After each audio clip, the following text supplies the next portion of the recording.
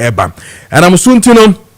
And then we have to speak to a lot of Asorian paying for our mudimupa, almost so much when it comes to some of these things. Now you know more ND and Komo and Fahom. So we're going on the line to speak to a Bishop Samuel Owusu, or your founder, and I've also a leader Emma Portersville Church, and I've also ambassador African Union Agenda 2063 Assembly. Yene ora Bishop Samuel Owusu ND and Komo enfa this proposal aban ede abanoni he say you betumi enya way forward when it comes to sanema we nyina na. Bishop, morning Maakye bibi abokode. Good morning Maakye o majoso. Bishop mi hu wache Kojo David, where you mama, na just I don't pay one bomb surprise pa. You need that. Bia Kojo na. Wa question na just we century. Kojo. We dey na 15 17 years in here. Na but we are just money or some fa go. Me pompe me fro. Any come me so say when press release na fi Elvis free Ankara Asoya no airban no. First off, I mean, what is your view on the press statement in Ankara na airban no? Yo, because me da se bebre me den chiama Ghana penfo ni Ghana fo nyina. What you fo ni penfo so anopay mo good morning back Kessben. Mo you me kesi me say mo bo adwuma pa na say yami shao pa so ni adwuma dia o ye na de na what surprise you because first now the entertainment now say na me say wo bo morning show sa hu sa ni bia no do entertainment ni anya so mo lock wo ma de no you know ya da se pa amen na so na I was so o bo adwuma sa de for my Ghana amen I'm say and someone sisi wa Ghana before some that was some so kra me samfa yi empabone yi nkranshema yemnuanom a sabi mafiri mabusuafo no money ade ni his excellency the president sabi asema ato president no ene di ato abusuafo no nya asem ketua o nya de a obi plani ana so obi yare ana obi krafi be wo ko aba na wa kwa wo mabiemu na ekoba ne saa se atofu basa na eyesunsuma dia no de ne pa as nipa no ma ne man wankra wo no mu wanya plan bia menya so kura so ba ye plan bi kura to kura mo ne man po se ebia obi firimu ntine wili ni na se mpo ana se yire ne man ya de firimema etia o ma firimu wo man mu o ma busuafo nkwala mo wo no mo ma no mbede no matiase se de papa sori ano pakisi ni so okwa adwuma ba o mabim ase ya dia dia tofu de pa ntuka akama mu a atofu ba tese ye ano ntene ye hu sunsumu ne ma bibre na ya hwe yikura na ewu timi sisi akire bibre if we say aya na hu na omo edwo mo du wuye no number 1 idio mo preya fa no mu wu ntom bezo mo revenge number 2 ne kra ni sunsumu no within 40 days ya na nkoye omo peso mo back o kono so o kwa befie entini sunsum ni nyina na so o kono nsan marafi entino omo timi befie sunsum mo no atofu bi o tofu wo bia no within 40 days ya obitimi wu fie o akora bitimi bodam obitimi plani ate enti we no mi fa no nke kana sa we no wo bia kwa we ye wu a nipa no kwa mo preye ansa no mo firimu wa bene mo no obimpo nim do mo kra no mo so ekom obimpo nim apart from that the president o mampini o shese na ono na ekotena playing na sabi yankopon adum bi ya na wankom anu kwa ya de kesia bit ma comment na forever number 2 say the defense minister I want to the backbone, the spinal cord, the first person sorry or receiving the message in the kasa and who the anabra so one far on cushion when you see the defense minister and every munu plus in Crawford and woman penny and free fifin in champion and look at the white done so that no we are so bad the other count. Let's say as some of the other swan. It is psychologically, emotionally, internally, spiritually. The man is going through a lot. And not some catwa. Na yabashani and ye defo. That means Yamiatum. But it's a defo be brave over 23 years in me. And if we do money in Nimu, no any say. So some point pass immaturely wisely when what you are careful. Na young come more uniform from some because said ye hunyama. Yes, sanity phone so hunyama. Me am you defo. Send me obi seven come say me be wu ananse me kwa bishop na we say we two car dey kono na owo bi di wachia me mfa say a doom prophecy me fa say a very good in fact and a good prophecy for me but also Ghana for yan church ma mo nti asie yi say e bia wo fa ha na nka obi be kun ba na nfa wa ni pa to no say ke good pa say yan kan kire wo yeah. It's not that different. You mean it's the Yamasi Manimanti at the internal. You possibly be able to, as a members, now then, if I come for a clear or multi prophecy, I think, tell me, I can't say me, bra. It to me, how only you be break me by the person. Now, we share. Asemi bayi na yeni ya di fo yeni na na bebre ba na bebre ba bisi na si na mi fuye na mi kaye na de ba kwa de so sinti se wa panyin ni mpedifo mo nyaden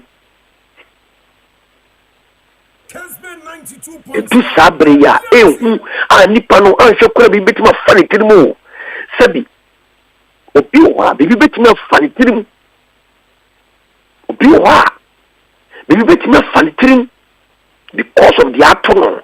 Now yes, so kind of public. To be so phone. Ube do WhatsApp. Ube show status. Ube call TikTok. Ube call YouTube. Na before it goes one in. Kaya ne dita kra. Na bibi papa yan fa yan sa ni akoni yan ayi akoni ni be brain fa enye djumano. Ye guswa ye me guswa ye sen komi gu abontan en komi sen so ye sen wo abontan ye setre ni pano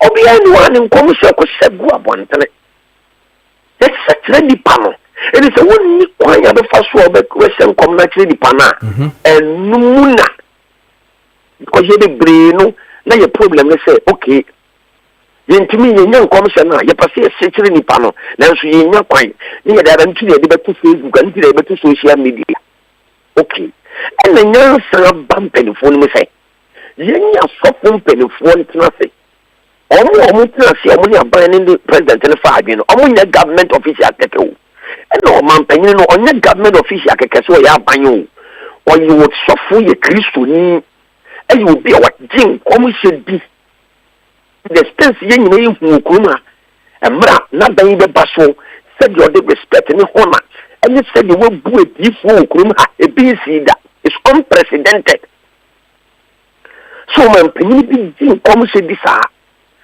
and when you say ebi okumu ko aban mu no ko fu bi bra mu come say no mo asem no mu hu kwa mo fa so mo de ba mu nya ayi ni tisade a and yen create avenue na ona bo free and so on do almost spiritual office no yeah so what's the deal yeah on a free anchor ni penny apostle general some cranchankra yeah one mother one father into no so yes of on no so say elder yes of I was them into omun performing spiritual indi omun performing Christopher and no man penny appointing as a special envoy to the religious affairs, to the Ministry of Religious and Cultural Affairs ministry, you know. And normally, I saw from before you tell us, said, Debbie, said, you're going to perceive the boom, my dear phone. You perceive my dear phone, Munya and Commissar, move from Cotu to Abontan and Cofa and Covo Bia, but you being Commissar. And Sadia, and you move me and Commissar Mumra. Namun Sandere, Mumma can't say. You be a quiet phone, you be officer, mamma. Near the telephone number, the mamma to be young Commissar Frey. we ayasam. Okay. Dear amana ya asem no enunie. I don't know as I say o so for instance me yesofo amete eye sehwi akontombra ho baby. Onyame de me ye adwuma pa e wo ho. Me preachi and menya eye minim which one you want to term it, say your vision, say your prophetic, say your dia ebia nchichimu kakra wo ha de be mayen. But men hu say ebia asemesi awa bemu ebia asem way ene ba beto no. Me say menfre mafre abesi eye office or osofu bi ena afa. The relationship between these two asofos me and me fi se hwa kontomra mate na wa woten kra wote head office on mo weti eye me kom hye no. How are you going to value it? Is it that wono so no ubenya sa ahonkeka no ne akwanya no se obetie me obegya tum sa ankom hye na menya no enokre anasa nya nokre? How are you going to value or assess eye sebio me kom hye na mafre fi akontomra because office bi ani ho mafre aba e na maka kire o enunti ena me din kan kire mu se empanifo na omo yedi se adwuma ne so omo sa no omo so ye difo omo so ye mpanifo omo so ye krisofo na omo tiase because me ni bi anya interaction ema sabi me hunu de ekro na ya tiase se bia obi wo tamale obi wo no and when you be bi kura na ya this and up so be kan there will be provisions to say bia transport kura na flight bra.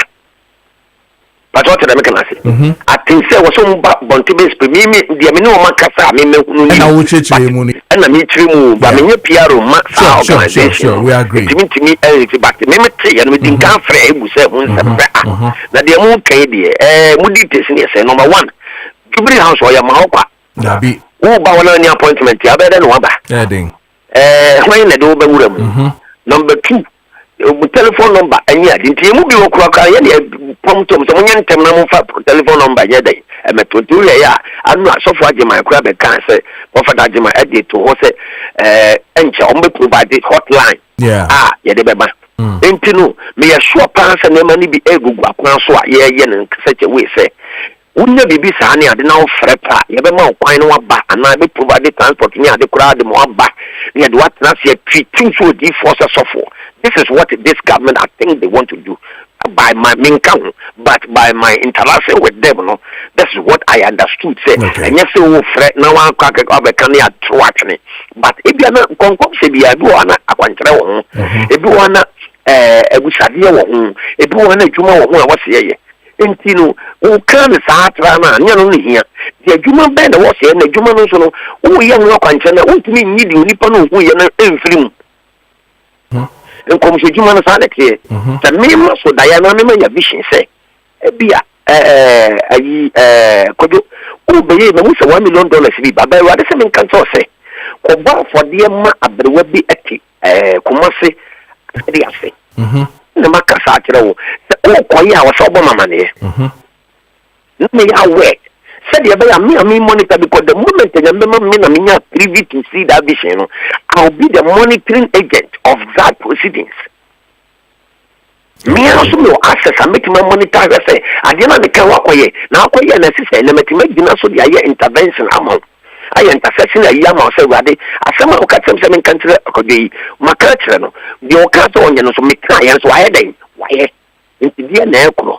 It will be some common or big to me, some common being called Juman Quiet. There was some common or no one. I was a man back. You doesn't take me, me cultural woman, and I'm also some telephone say, among for being come because when you be my cast, I'm actually ideas and even near this. I mean, sure say, I think in our account, whatever money partner back. Many of PRO, Namin Casa group no, but the only and I'm making this woman for wing count, woman fan count, any partner back. No, I will not nothing, no my ye. Adia ba ko me kura me pese me ya no e de mamu question bia me e say so we give a pulpit no we are sorry e be what say moment in commission ye bi one when you preview when you before it means we are sorry na neba no we are sorry na immediately na commission so ba ye ka prophecy say announce akwa bonten anako okay entino in commission bi wo ha ye timi equipu If you also about again your utterance about immediately, no. I was all kind of sad. It is all kind of sad. Na koda na me kasa wo kasa nso a enkonfo monitor na media foi and no way aso Sunday no be monitor say wo beta bibia na especially aso foi bi mu a aya almost omuta masan commission no ne ade ntino media for na ready so o Sunday we obeka bibia na mfa so wo kan ya no so ebe den yin na nim say media say wo kan some media live streaming and say real time streaming here now can some immediately e do wa obetimi apom to video for us amebeka sembi nti munya you care for kakra mumfa munyim free air na yanka and now say wefikwa na ukan ya because the spirit of the prophet is subject to the prophet and when I was here no when you mature in the prophetic you know say even if as someone number one no see you can still hold on to the timing no what share no what can the almost back because the spirit of the prophet is subject to the prophet. Okay. And the prophet in bit may determine say I was some so may train menka and say no huni pebi and say maka na so munyim free air yembre Tuesday last week something I said something on air me we am catch me boys and say no ade am kan no it's not time into making sure some bad to the sense that we have to delete the whole entire video. Okay. You delete the entire video now because it was very sensitive. It's something I've seen, but Michelle Rams now you want to see and we are mourning somebody. We are free. No, because some commission we are to warning them there be in a catch quarter moving floor. Not the empress public and about the banty. That's Sunday video be. No more so for so and you won't what's you. One commission come on with you. What's you? And the essence why that's what Christ gave us. So my question will be down. So yes, I say yes, what is true. I'm a prophet. Now so Yamasaman country will say, let us emphasize on the life, on Christ, more than the death and negativity. What I say? Ni penny source no is more. It looks more of say one year. See, I was say menye na moment fro and I mean nantemra ho na member country yes aso Again, others are also looking at it from the point of view say if I continue to do that, how would I win numbers to my church?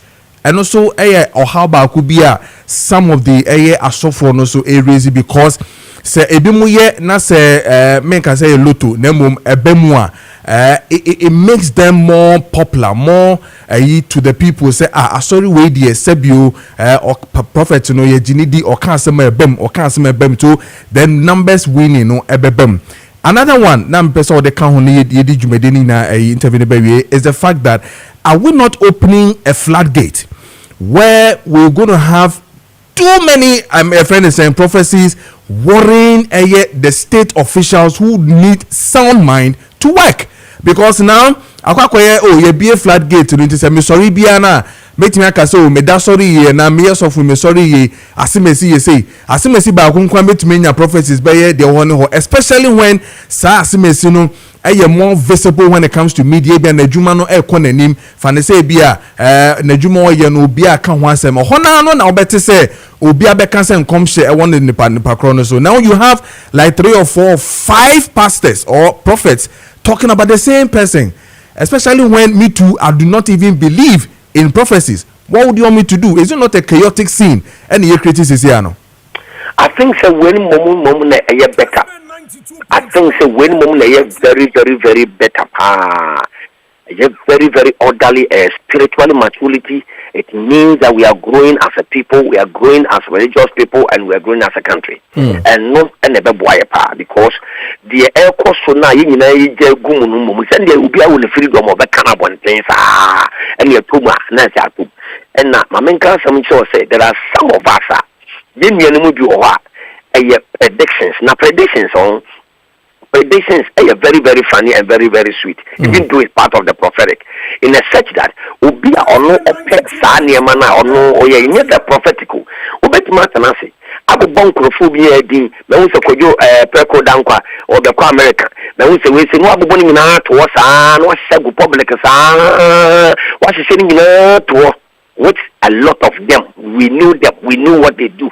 some of them they predict yes na me na kan ma bibi na you no and you no predictions no they abeto enti se o na se we de ni nya to ma na so ko video na ba se me ka tem se we be wu ana se we be ko see those things no me sure say with this directive na be boa ma sa ne ma ni bebre wa we rather keep them nti so aka o be ka say dey beto wo me boa ye be to na bonti na de bia o de begun kofo ni ma say nipa na mo ani obi ase obi wu like ye think akra so they say me kwa no ka tell no problem aka tell me bucha for me ma how will my children feel what you say how would the family feel say you can abonti ato say be da be wu ko yo wa kwanchira kura view still na da ho de kwa kwanchira nya na bonti me boa yeah akwanchira nya na bonti and the prophet for so ko ya kwanchira kura view o mo meka say papa no makoye runkan no abai akwanchira nti say no wo kwa free no so okay etu be na wo kom sha ndi da ho da ko san na be fu bitima fa de aye ho adwuma nipa bone fu bitima fa de aye ho adwuma sebi so bi e de ya beto se wo ba be wu a na se obi su nim se wo ba be wu na obi su no wa se mo pesu ku a otumi fa etire etumi edi kun na ya de asese e ta fe se ni be si number 2 in the realms of the prophetic no enye nyinanye ti adia ba ko ne se yen said then so dem say was more time and me time ba mo ne be there are two people who are doing prophetic. There are two major people who manifesting prophetic. One, there are those God is using them and there are those who are using God. Okay. You want to nyame dey use wo. You want to use nyame din e dey senkom, what is biblical is in the Bible. And it's happening now. In the sound of phone, almost the same common go to Becca. Now we say, play beer, you say, no, who's a Sanya Manaka, no, I can't go.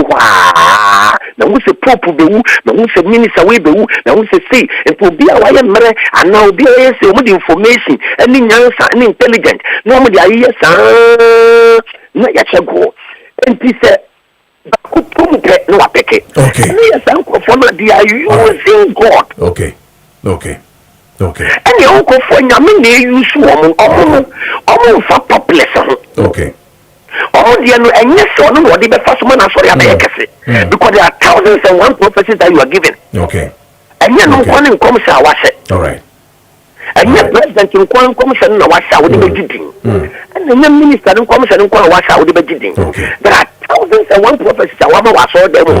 Was sorry them. In fact, a man sorry could also a members of life was a okay. Members in your testimony. Because so shall come about ten also. None about ten for the banner moons are solo testimony be uncoso. Okay. I solo will be a boys a say. I solo will be anyone in comes up them. That will come and I will say, is it God who is using you or you are using God? All right. Of your fancy, Repemono, Yabefrona, you know what in command for signing my way now. Who hear you pa? I say, don't come with you pa. But I say, Bishop Samuel Owusu, or your founder and leader of Portersville Church, and I ambassador, my African Union Agenda 2063 Assembly, and you know, AD and come on. Press release, I munina motiye.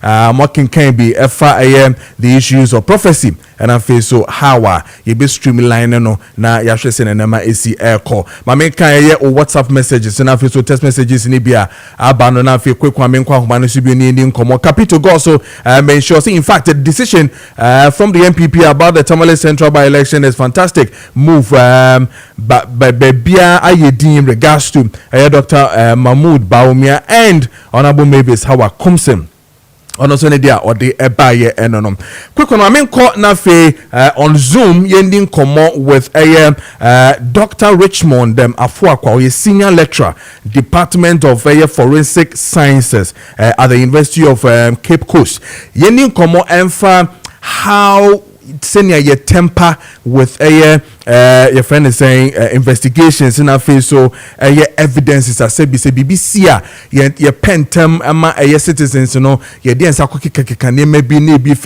faha and all that. This one comes in regards to the issue that is really talking about now, the August 6th, helicopter crash, you know, who's summoning Komo. What to say, Minister for Ashanti region, that just say, you hear more of these evidences, I will be to me, they are by Bema Kakra, now also what to me at their show home. All these and more, addition in anope, yes, and you who can be fast one, you be master name way no a 2 etra. Mamma Quahumano Sona Mene, a dog ending commodog me watching by a essbenMaakye. So, but Mammy Bisa same way, especially with the crash.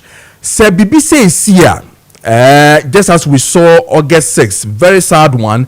Name be say here, Yanum na ye citizens na ye koko buano. DNA say ye a woman say near me adie sidie yeniswa ye ye no kaka and all that, but and never ben say ye indicators ben say ye de ye between your home for afa issues of this nature. Me na chair me chow no tiefo nyina na that's ene someone bra amame the edi kan nkonhia bi say sia the here pa say ebeji nipa nkwa.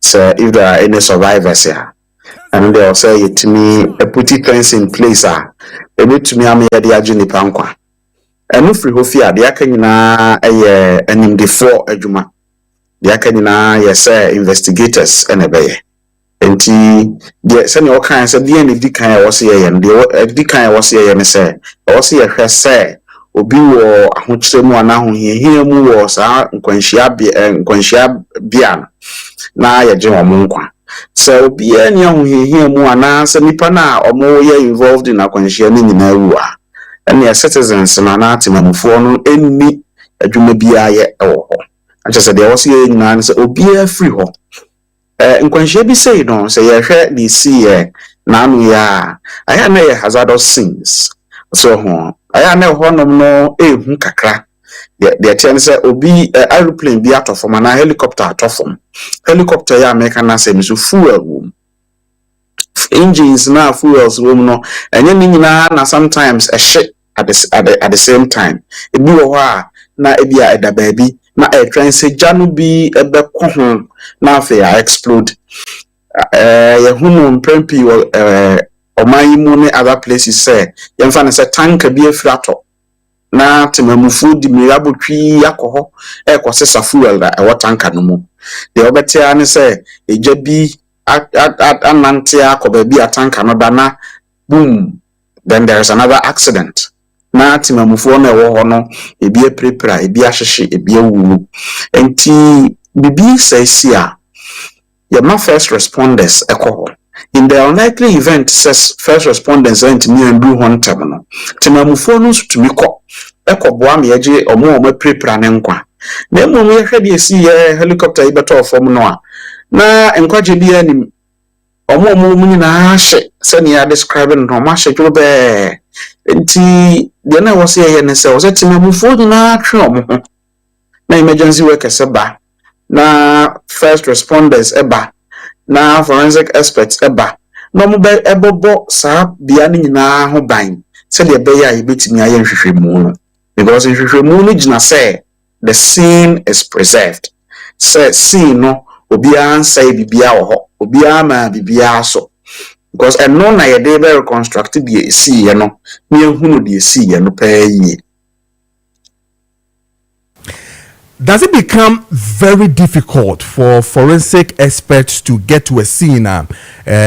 Citizens said, for instance, in an okay, say tanker ashiase, and I say track be a subi ashiase na yafa bucket in a kujina hona near Guinness in bottle in the be a new gum near deco and all that. Touching of those places, any positioning of baby and neman kototonom. Does it make it very, very extremely difficult for forensic audits or probably the first respondents to have a proper investigations done? Whenever the scene is compromised, it makes the work extremely difficult. So because ye kusina forensic science for kusina na forensic experts kusina ade no sie no na yeni ho accident no sie no na yeni ho na se nipa odi nsamone no odi nsamone no yeni ho enti scene no pepepe yo ene ye de ba behwe se ye duru scene ho na we da ha se car no anase helicopter no free throw ene bebo fom a wo hwe impact no anase mutimi hunu distance no ana ewo ade bebo fom no a utimi esusu hunu se okay we betumi afiri akoto ha we betumi afiri akoto ha based on the impact and the distance it was traveling from. But sad the no a yesusu say ebetumi afiri, this is the distance ebetumi akono na se timamufo akoma so e de aban crash site no anasa omakoma so e de akọ akiri a de chene say emma nhwehwemu no ntumi nwepeyo because we are not able to see the expected. Anasa menka ne say ade bi wo ho a ye behia ne titiriw pa e de aye nhwehwemu yi na timamuni bi akoma so ko to say ade si ye ne nyina ye ka black box ho asem black box nyankopon cha de mpanifo group scene ho omutimi ko faaye but ye mfa no setimamuni bi ko hu bibisa na ye ne fe na sa opese o masoko no ma asoko ya enka sa black box no enka ye hu into a very pertinent issue, a very pertinent evidence, physical evidence would have been taken out of the scene. And once it is taken out of the scene, a man should remove it. The American constitution say bibi say si accident si ana crime bi si ana bibia sa no a temamufo ye ni dwuma bia di wo ho because ye ni nimdie no a ye de ekoye sa adwuma no enti yantwe ye ho near allow for experts numra no mumra emeye de omubeye nyinas the moment ya obeko hono the basic principle in forensic science and say whatever contact you have with the scene you leave evidence there one kasa waja evidence say okoho because ubetiti anioma bi so obema bibi so the fingerprints akoho in fact the wow DNA zo akoho etisi ye nhwehwemu no a hu se wasai anioma bebre enti ehu behia se timamufo no ekọ scene ho sa akwasesa neoma omo hadwene pa my investigation no ye eyedin papa. Okay, so I'm asking this question for us to understand something. So it means that say yede yehu eto what really happened on August 6th, where yehu mrantie posing with air flights and all and who nyamani bi edi shekutukum edi ko no mode ba making us to know say oh oma ko akwa hu be a plane no ebia na ntaba ni bi dan na ebia ne body ni bi dan and all that, posing it on videos and all that, you know. Clearly if we should stay with the August 6th air helicopter crash now, it means that basic forensic we have destroyed your friend is saying evidence on grounds. Well, men cannot try say we have destroyed evidence on the ground. All starting you see word be and I like that word. The evidence has been tampered with. Tampering with evidence is different from destroying the evidence.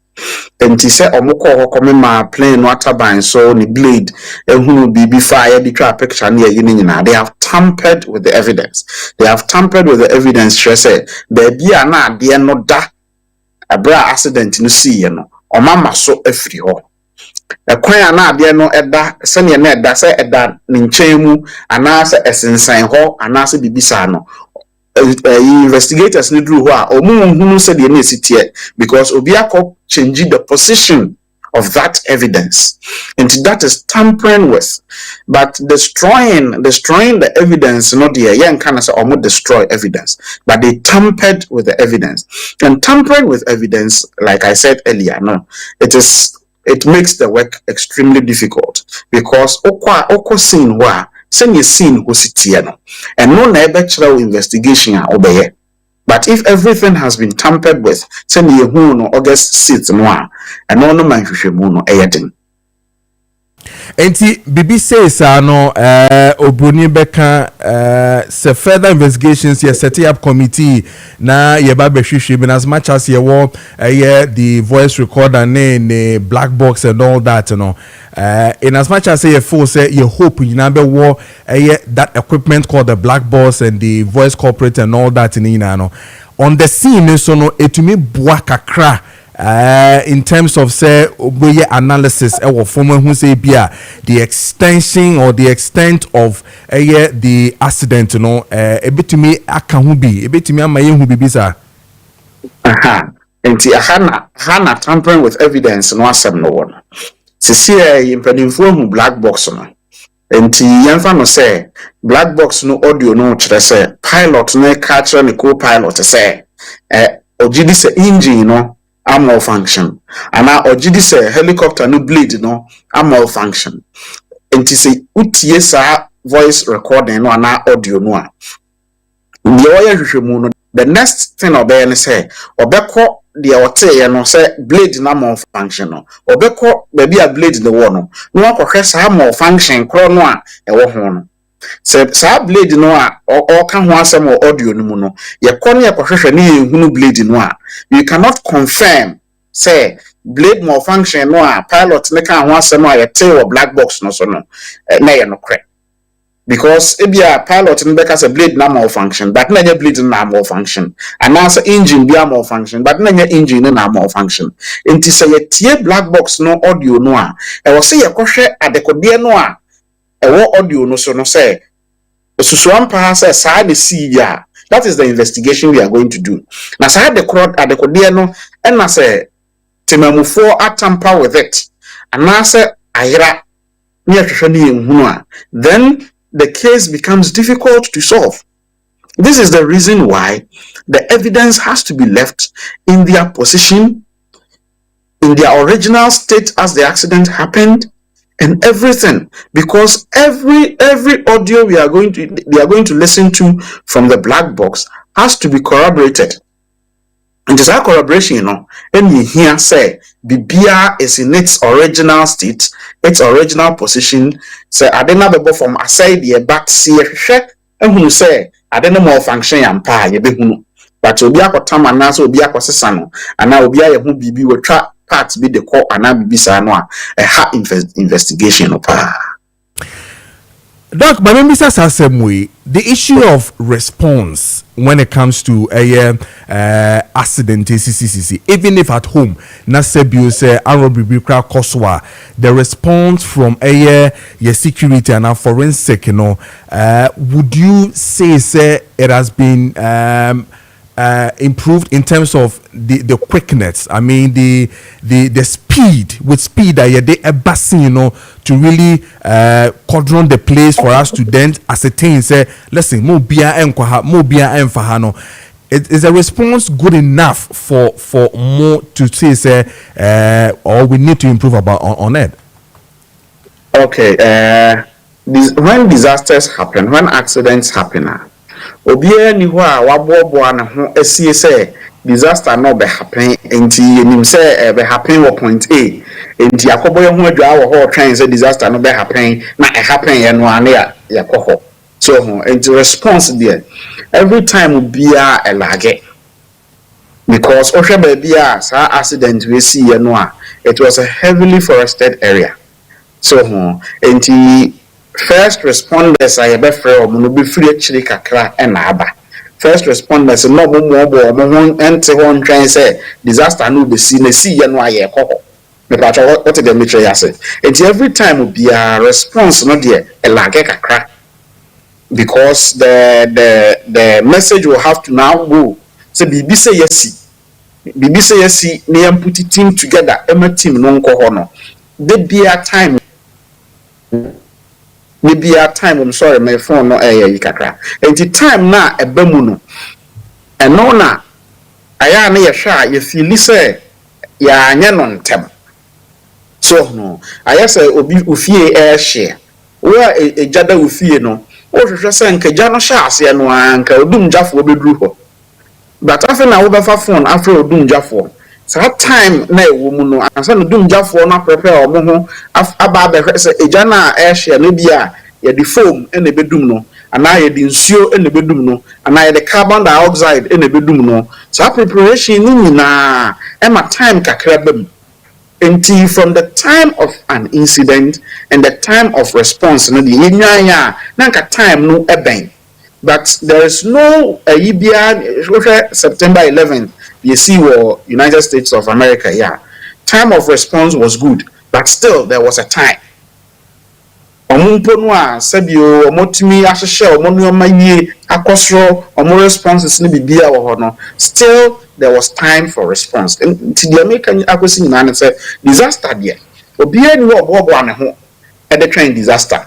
Nti se ne tie bia time bebam na mum yɛtie ne sɛ responders no akade na ɔmode yɛ adwuma no ɛna wɔ sɛ yɛhwɛ sɛ ɔmo wɔ akade ɔmode yɛ adwuma no nyinaa enti sɛ ɔmo kɔ scene hɔ a number 1 ɔmo betumi a protect scene no ɔmo betumi that interagency collaboration will be there. Police for wɔ hɔ the see military helicopter enti military for wɔ hɔ nadmo for wɔ hɔ fire for wɔ hɔ obiara wɔ hɔ a yɛbetumi a protect scene no in case there is a secondary fire for betimi adumja no in case obi pese oba scene ho o fili se ne ho kan bi wo ho ana ne busuani bi wo ho a police for betimi a stop no saa ne o mani nyina na wo se ye ma mpanimfo no akade a omode omadwuma no se de be ya omoko scene ho a the sanctity of the scene can be protected. Last one na and that was what you just ended with, the issue of Acadia technology and logistics. We also heard say to even ascertain air bodies in the crown, we need to then take parts of the body to South Africa for us to do a forensic on it to determine who are these people or personalities as sebi when who send catch ebusian for and all that. So technology, logistics, even on grounds to do investigations and even checking some of these things. Do we lack as Ghana some of these things? Is it a problem for us, Anna? Mecca say to begin with on the flat. Mecca say we don't have urgent lack. Your academy be waha. Ghana Police Service DC omo akadia na nka omo betumi di aye adwuma no nyina minim fire service wo forensic lab nyame ncha de me na me dasa forensic lab no ano wo akadia omo betumi di aye forensic investigations. There are private labs. COVID eba no, there was heavy investment when it comes to DNA technology worldwide. There were so many private labs for Ghana COVID by and omoto machines are ye DNA. So we took when abekwa ye DNA ami ahwese o COVID no bi and now only COVID no bi and investment no de but my main kind of say continuous maintenance of that technology is what we need to question. Say whether equipment maintained enough for us to be able to do it here. That is one side of the answer. So I don't have that answer for you right now. Somebody Miyaka said the equipment had good maintenance for us to do it here. The second part of the whole story, no, is more social. The easy acceptability on the part of Ghanaians say be free. Abrochre neba ye jitum prekope. Ne said ye beye no ye mamu ha se ne besi bisa ho questions. And here say omo involved, these national heroes who were involved in this accident, they be a Muslimi for. Then said there are social, cultural, religious aspects of every investigation. Muslimi for ya omo ka baby. Omo religion no chere say ye mfa mu no nto ho nche. There was a imam ebom paye ma omo na ye kro mo chintantantantantam. That is their cultural practice. And tisa wo hwempanimfo nsusu ye omususu ye say ye ma ya ntwe saade we hu daare. Ye nya no ntantantantam. Me ntumi mpe muslimifo na ewo mu no krabre a. That was a good call. Enti ye nya say ye befa ne say Ghana akade ni nyina wa ha. but say yebekwa yaba na we beka say menyi ntum ne ayi no eno betima inform me say yemfa nkoye no ha ebeba na che say achinyinye bia ni hu. That could have been the reason why it was done outside the country. But Ghana had here. Nyamianu mukre na kadia ye de beye adwuma mpanimfo a omo nimdia a omo de beye sa adwuma no ni nyina wo ha wo Ghana Police Service mu a ye wo mpanimfo a oma kwadare wo DNA mu pa e wo ho me mpese mabubo ebi mudin privately ye university si ye wo akadia ye de ye DNA de bia University of Cape Coast to Akadia, University of Ghana, and then Noguchi, Akadia, Minimise, Kwame Nkrumah University of Science and Technology, and so Akadia, you put media, yes, I am away now. But the social part of it, the cultural part of it, and the religious part of it will inform decision making. And decide decision, you know, it is not wholly premised on the point to say you near kadie and now you mean dear and now you mean penifua or there are so many indices that will feed into making that decision. And I will say about buying no abaso because yakra binumuachi Muslim for any woman.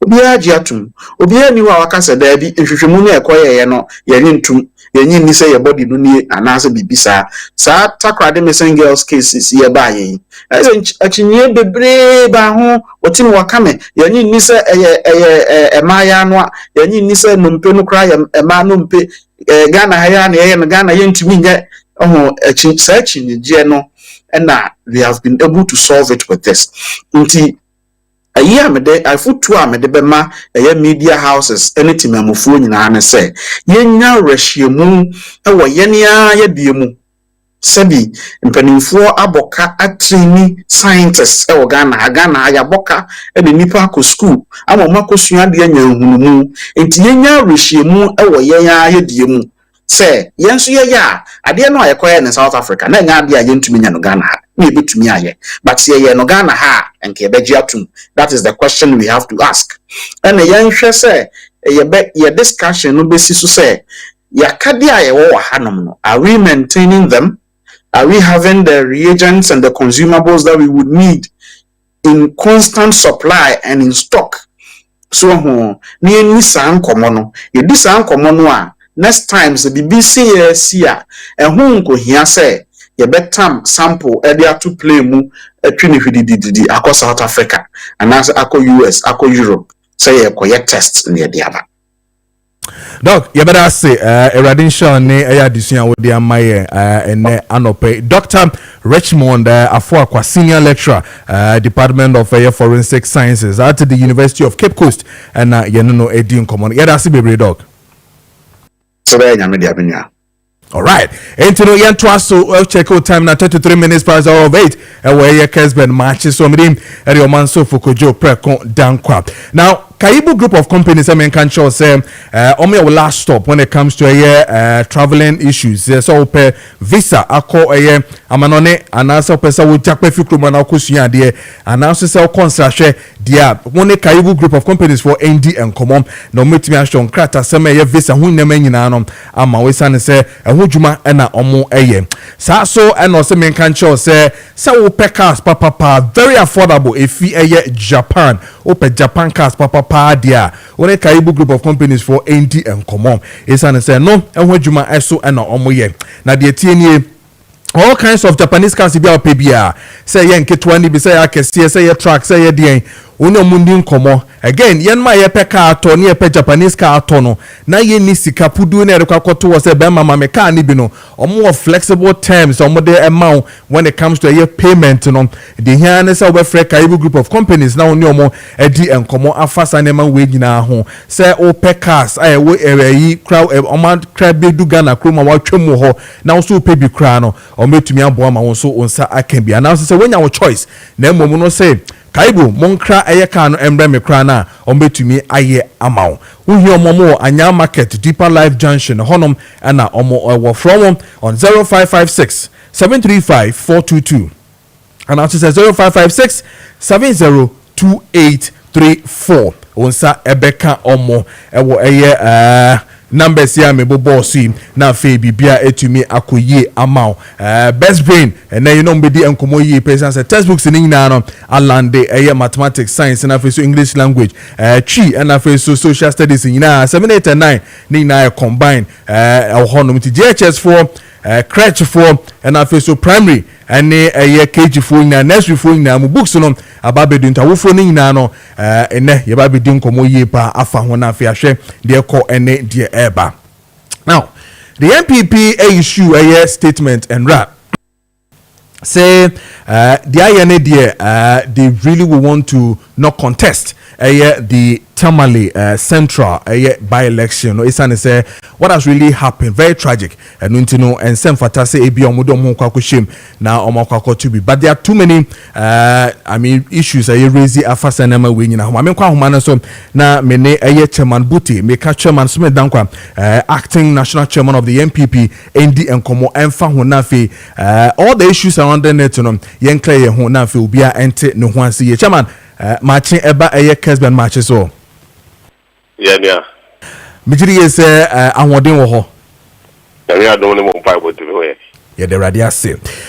Acting yending komo emfa statement and dry ebeto dwano. I'm sure there are a lot of issues e babedu hu komo ne regards to that because bebe na no enemo enya adwene. But ma amount for any Ghana for NTSA the brain behind why a decision was taken by NEC, even though most say it is a resolution made in line with your Article 10, Clause 10, and then Clause 1 of the MPP Constitution. No, Magana Fontia CAE, a DNT, and a Mose Tamale Central, no, mon conteste. Edika Michawa Tilfo. Mojoso. So we near to Ghana. And this is one a Ghana in Anya. I will also about to say no. Yenya no amanyo some say we to say that we that no. Yeah, so me na me call ye na sa me ko to me a. Ya babusha for bed then come party for bed then. One ye dwene. E betumi akwa contest. Wo you no nya no na be Ghana yi. Ya we ya buta ntia ye dey form party I say ye pese ba power na be your mind yi. And then this is also small so agony. And no just someone Ghana for. You know Ghana for. As about 2 years no, I took Ghana now. The ministers, 1 MP, the pilot, and the Omo Mukano after Obonqua. Party impeding 4. And he at the end say yang as party political party. Yabeka's okay. Sanate dia asamna esini ndino yintu binkonko contest o magasa enko probu ni pano mfanabra. It's so simple. Woma anyare enwu woma anyare asana yeti omu ne wu no kra ne ha adwene go kra so ne se body no kra no ye hu kra ne akase we ni ana we ni we just say ye contest e do omu kokko e DNA ansana ye se we ni we every we Pasa, I was I was a gun in Yanni, you know. Yes, I am a queer, go be I wait to see nothing, go Koyama Cascasa, and Fasobianis, yeah, Ghana for. Or say a team was it. It is a contest, it say your first time, NDC play NDC war. Sita or more lose why you contesting. You make what you say. And then your first time I have seen the free man and this is for the contesting. But it's so we need different. Some way I still a different. We you need not to Ghana. Then I'm saying this is for the woman or more power and tea. And that's why you're more comfortable. It is a 2 year comfort and got. People share and your dream say Ghana for. Now Ghana the way is what bad do ye. And they say, oh, you need to see up to union and this for. Yeah, dear. Ijabo. I don't know. Say a press statement now release signed by a general secretary. You know, when we hear and maybe we want to say we want to avoid deepening political divisions at a time of national mourning. We want to say the tension and acrimony often associated with the conduct of by-election in the country should be avoided. Is it a fact that so truly the MPP knows very well that by-elections back to back these acrimonies and these political divisions and that they will really want to stay away from that? You contest, but circumstance a mass by-elections the central hold a buy and the young say young contest because by-elections could be our problems taba. Now we need to say I will some say yes I call now Kaskasa ma and your fact. So what you know, okay. And your fact. It is a say and I agree say send to avoid all these things. So there be a young some symbians twins and compa. And look about yes and something about battle. Say idea. So you are going to the ground and even the body at the Dadona Sadio and look at the but look at the situation. The Nipano, the body crown pono. What's out there is okay. Now, Chairman, if you hear another thing from Ubiti say Musa Dankwah, this is what he says. Or say the MPP would have contested by-election if it were in Ekrapim South, Domikwabenya or Ablekuma North, regardless of the course of the by-election. It would have been better for the party to say we will guarantee violence and tension-free by-election in honor of the former MP rather than withdrawal to avoid violence. Yeah, I make sure say somehow can be this so. Nintia say that I friend say as someone see ya atugana nyinano and no one yina na you say what the young contest. I don't know akotia the contest. Akotiano ya kasu be pull out ye dey you see a contest akotia because the nipa oyare na busu afo se ya dey to to na busu afo be gunanim party for ya kwa be gunanim eho ya dey to mpamu a ya kwa ye gunanim say you on one pass and you on one pass. I mean, I want to say there, Mom find your politics, please.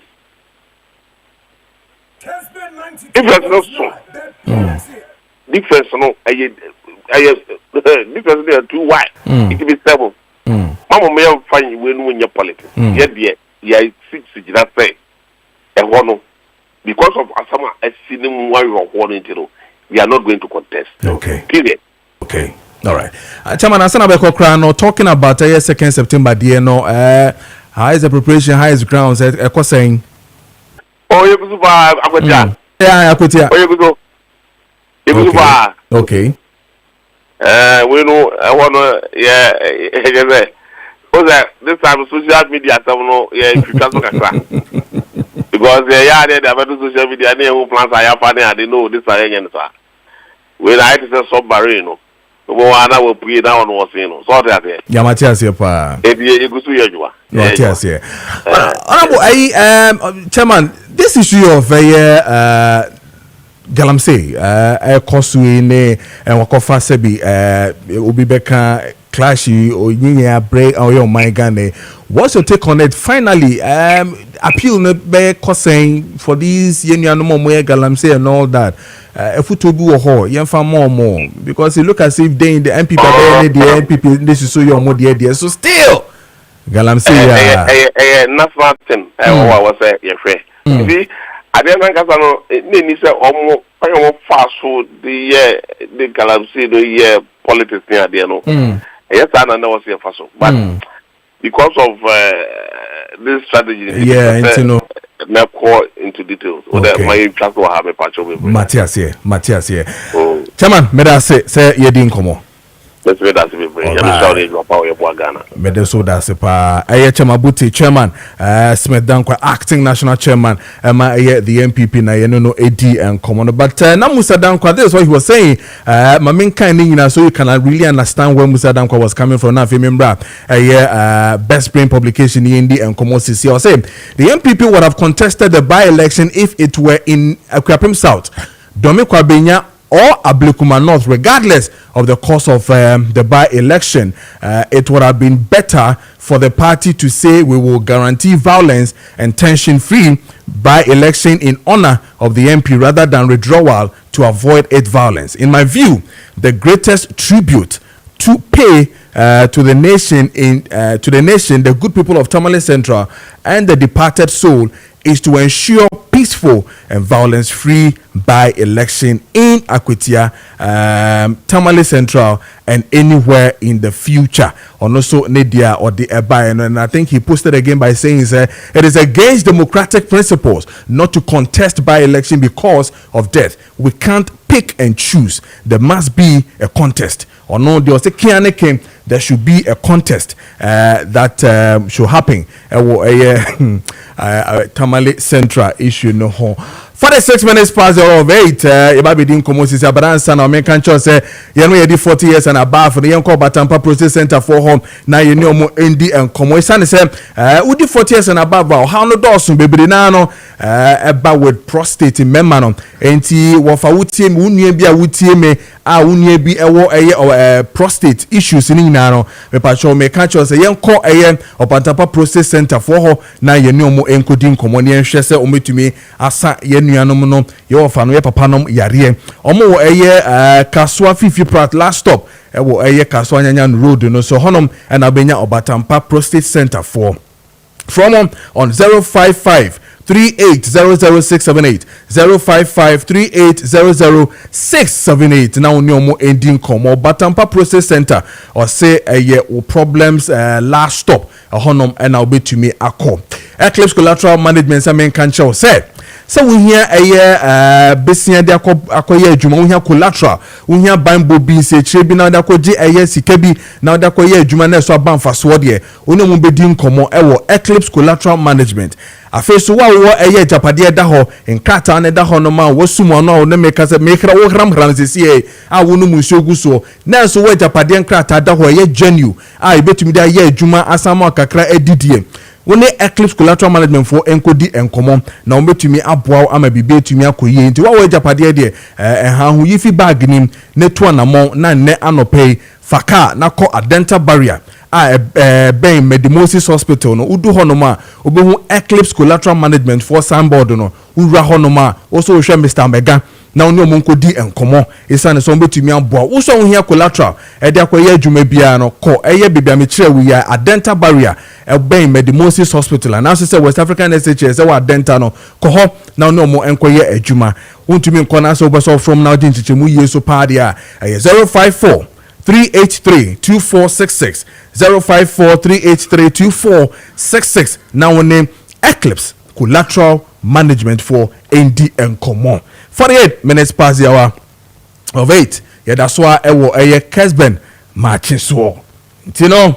Good morning Ghana, we sing another day, praise the Lord, we ought to give you thanks and praise. God bless our homeland, Ghana motherland, faithful and together.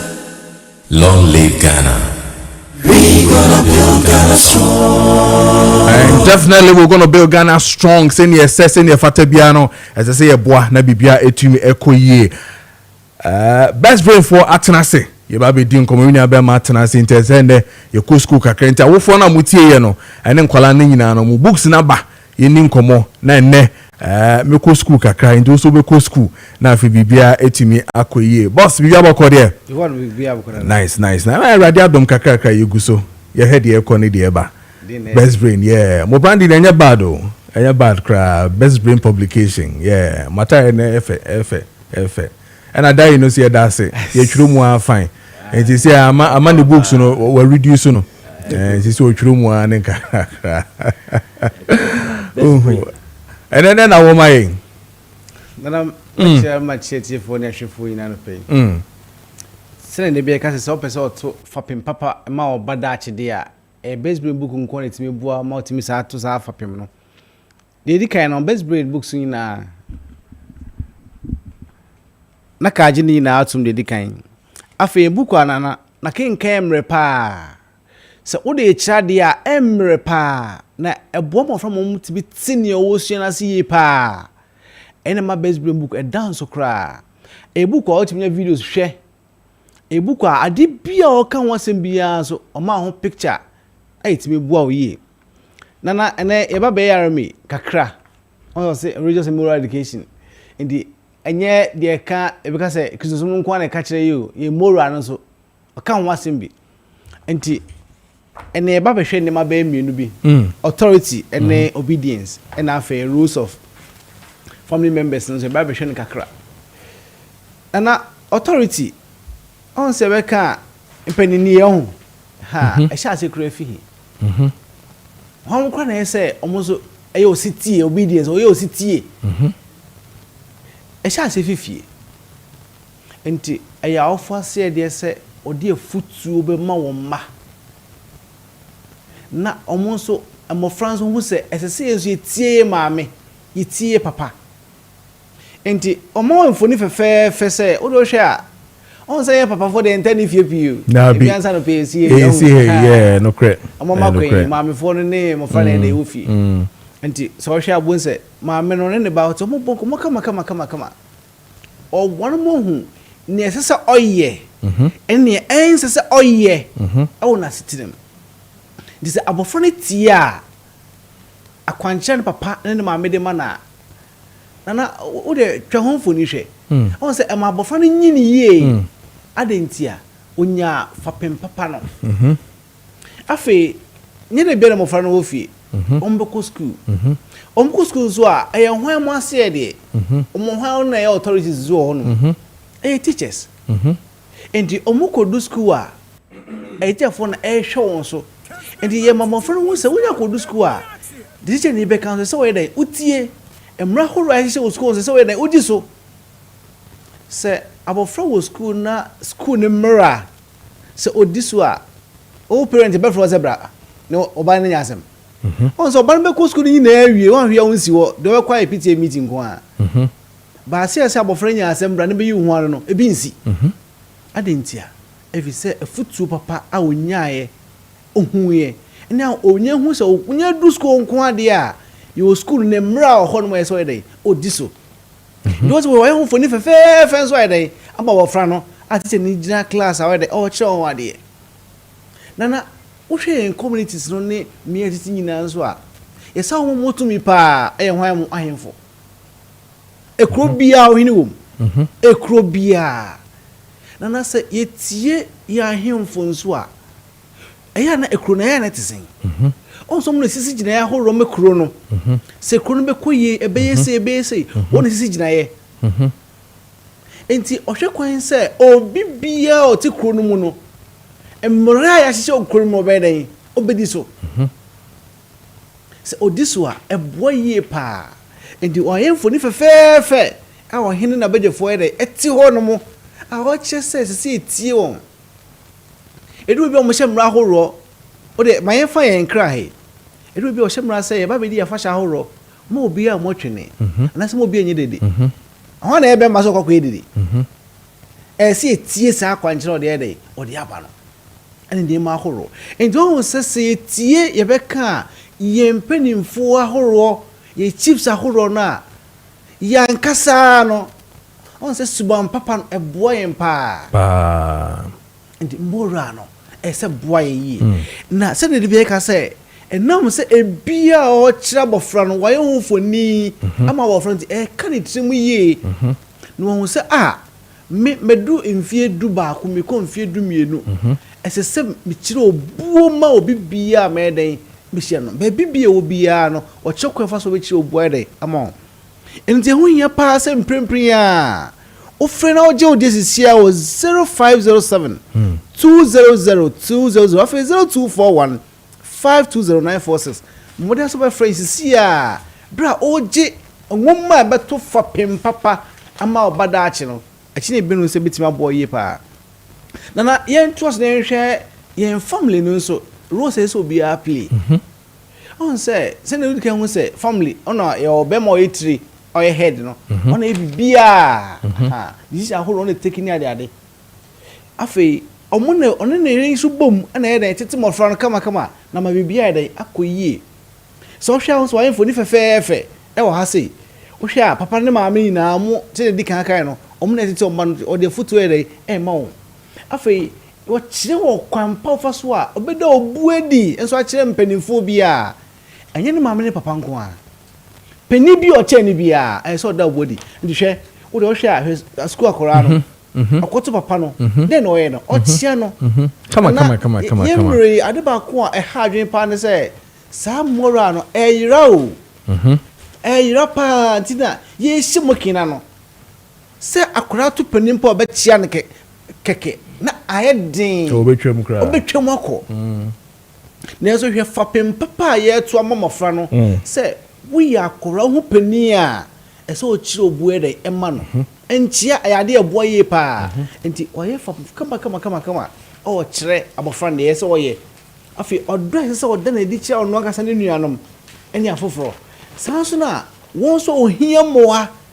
yonu pepi yo ho ohia moa pa say fie ni society mu and so what kwen fa so bedai ye beda sam wo ye dia dai a kire saafo ni nyina na hwe ebia wo ye honfoni sabofra no se osuade we ya so entimi nka ne timu ana e kire bi no se ebeka ne timu ye adentia if you said dia osua no wonya ho de enfoni o che ne kodi ese so we dai oye wo de so hwe ase ha hwe enigye hwe se abo papa no ne maame no oni mo fra ne nyina mo ede omo jiweni se papa nya da je no ne madi agora eya ne kankra ne se on se man kwan ko mo ede e ton ye mpa emfa ho se ye ni brepi no weekends die e se inya da je ma ye ma it we ho funi fefefe it was abo fra no on papa on ne ede ne ni agi safa pempapa ho na beto ma e best be buku nko na be kire o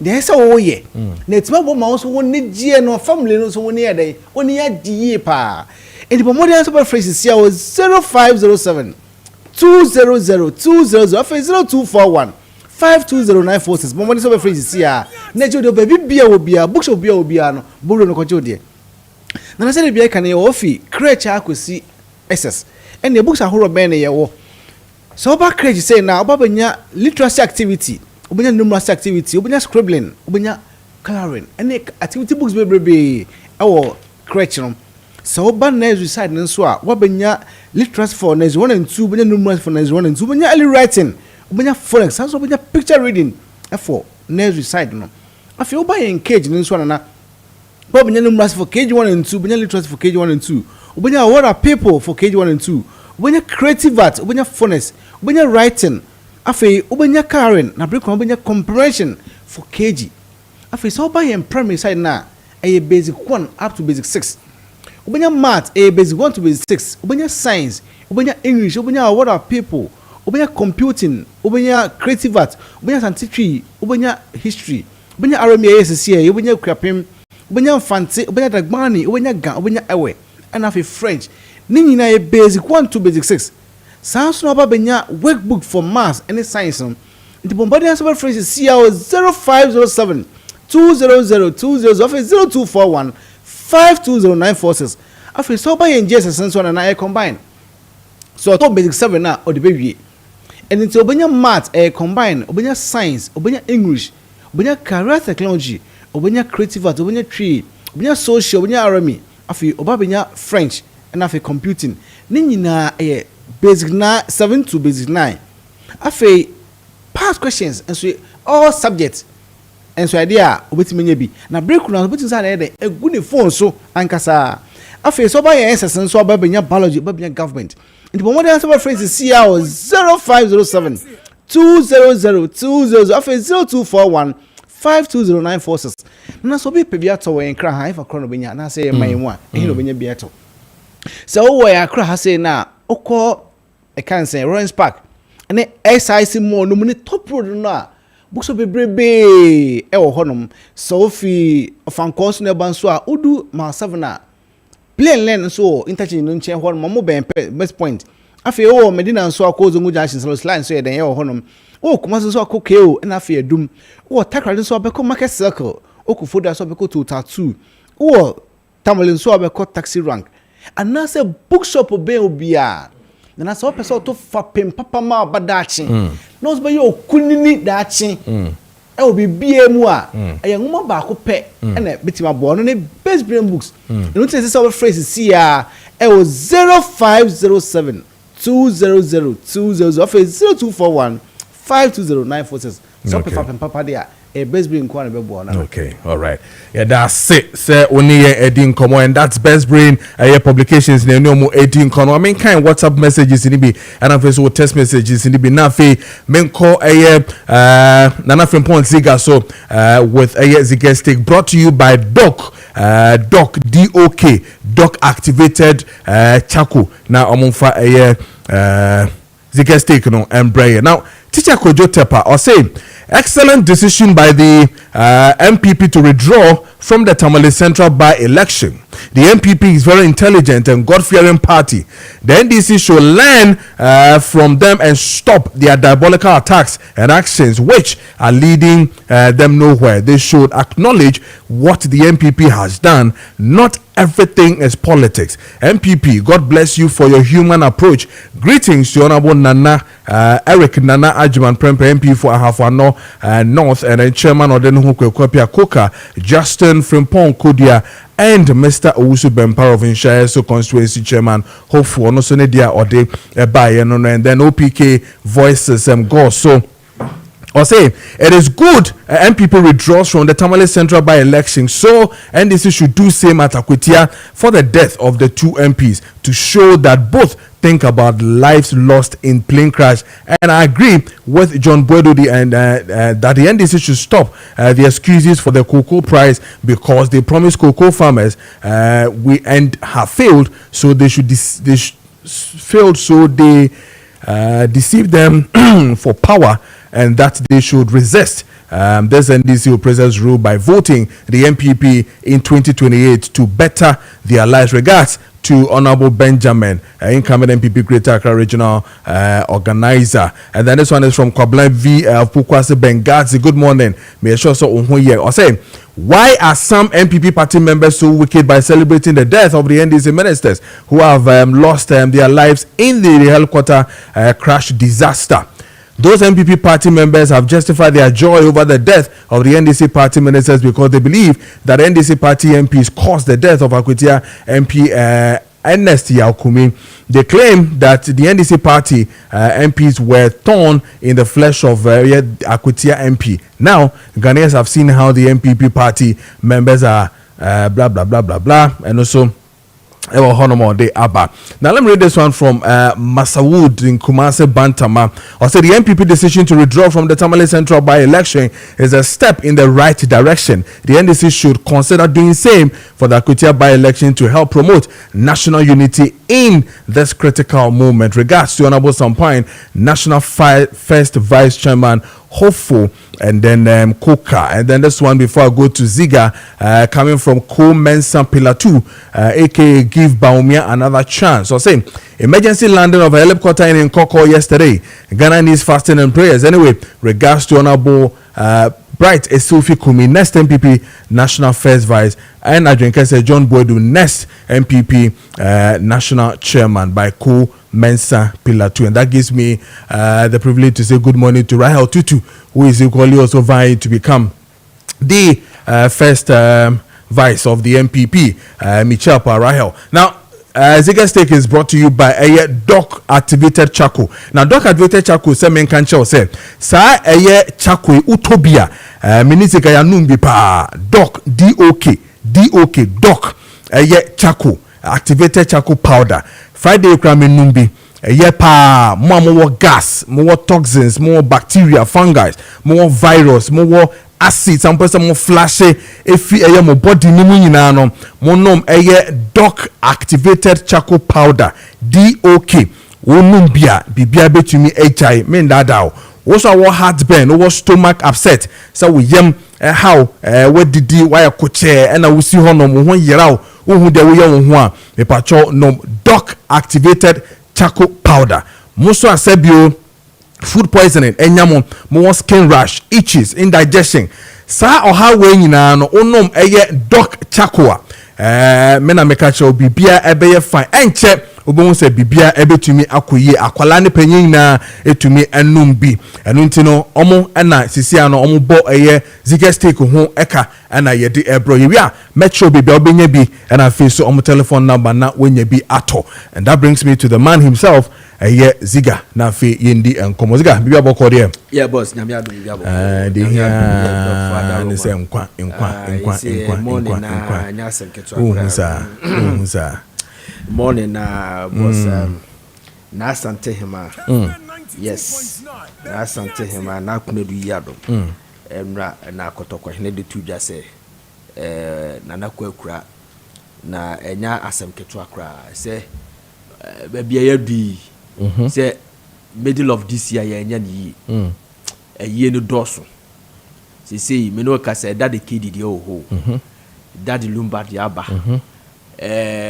mutalane alaji na furi dia eho no kra ya fasi esi o mo kra na ya mo no mo nwi asana Dr. Omane Boamane da adesa nyame ya aduma bia Friday no so ye be ye no so ho so de bichi na we say so asa aba ka ho eti afi enya ni na yemo mpai na erade ensue se bibi na ekone yenimu a erade na aka se miye ni na onsue ye because ebu awem na my main touch two issues just a few minutes my minister stay free the NPP or more withdrawal at the free akwatia enso be Tamale Central by election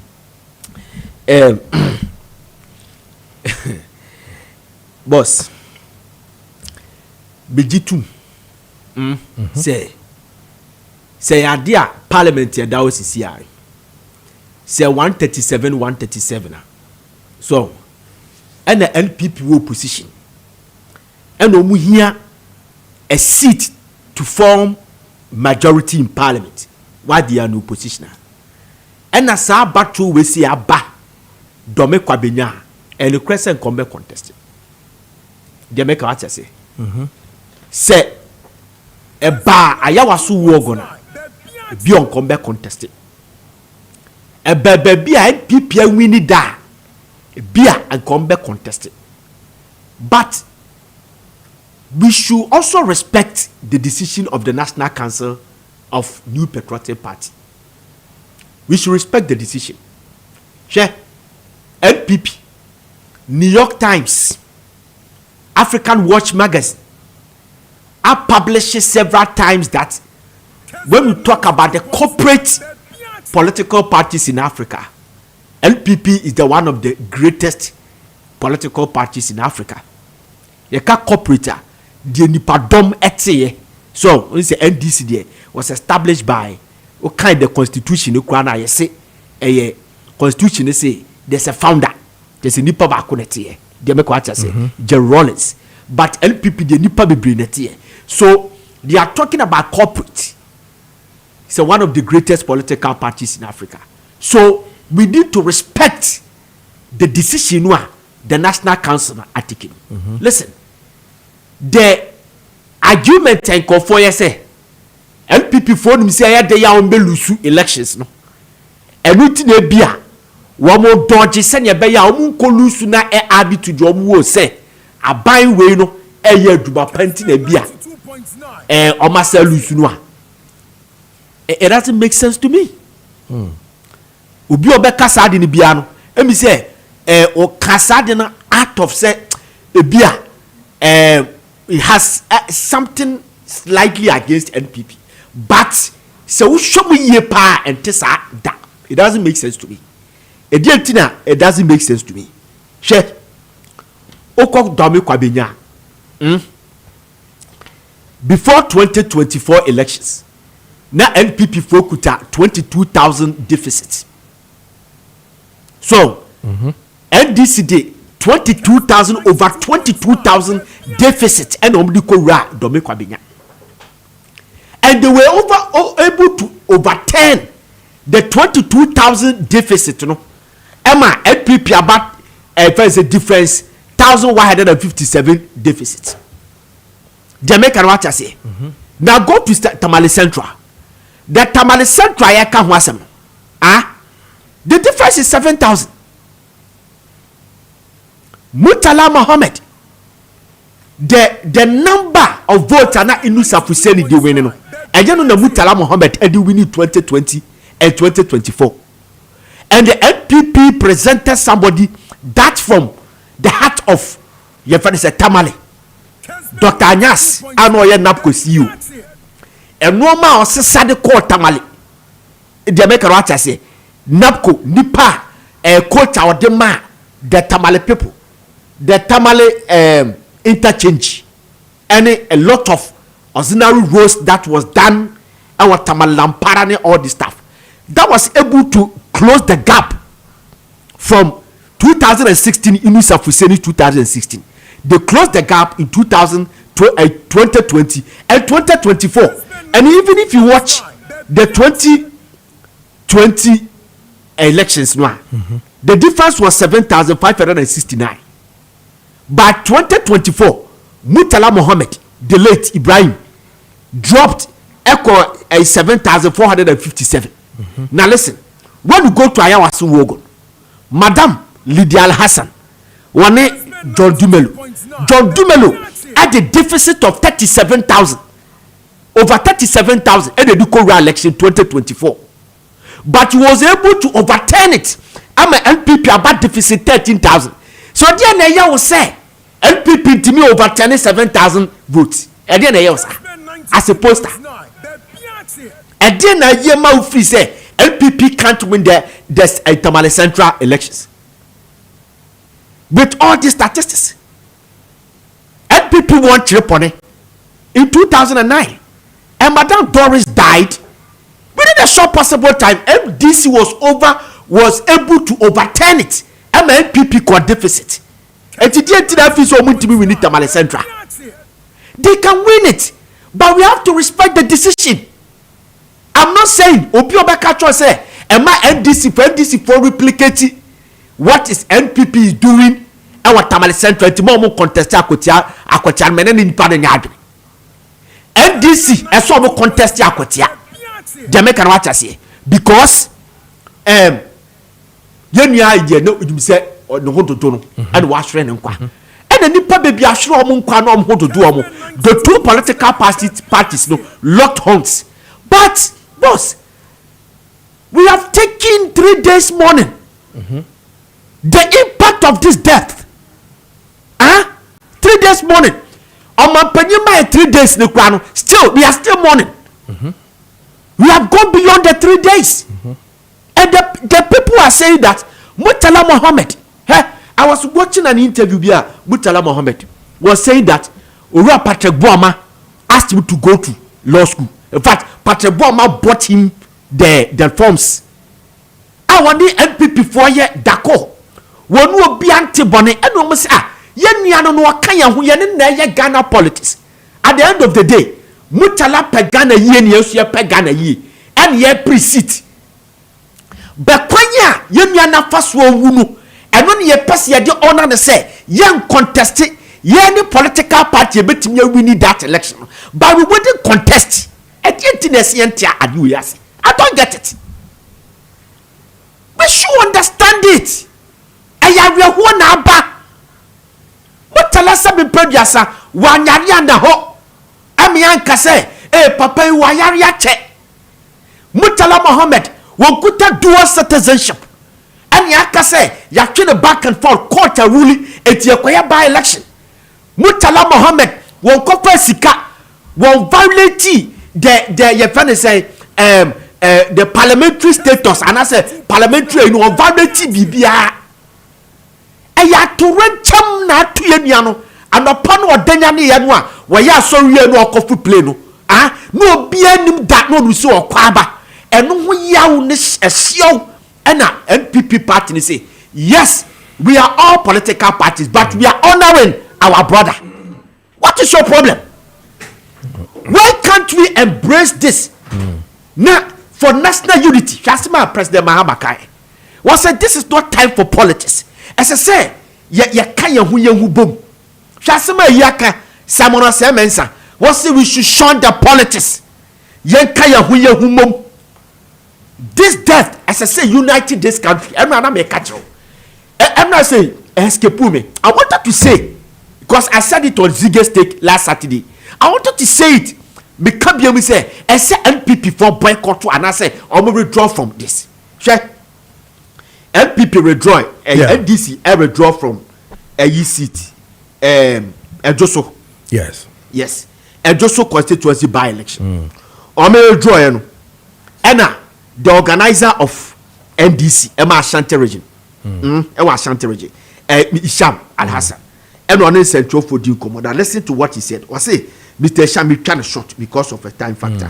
Was say, Mr. Isham Al Hassan, the Ashanti regional organizer of NDC, explained that the party has opted out of the race, citing concerns about the wastage of resources. Resources. Okay. He emphasized that the party is focusing more in the general election scheduled for December, and speaking on authority that the NDC will not contest this by-election. We don't want to benefit from the death of John Kuma. We don't want to benefit. Apart from say, because they haven't won there before.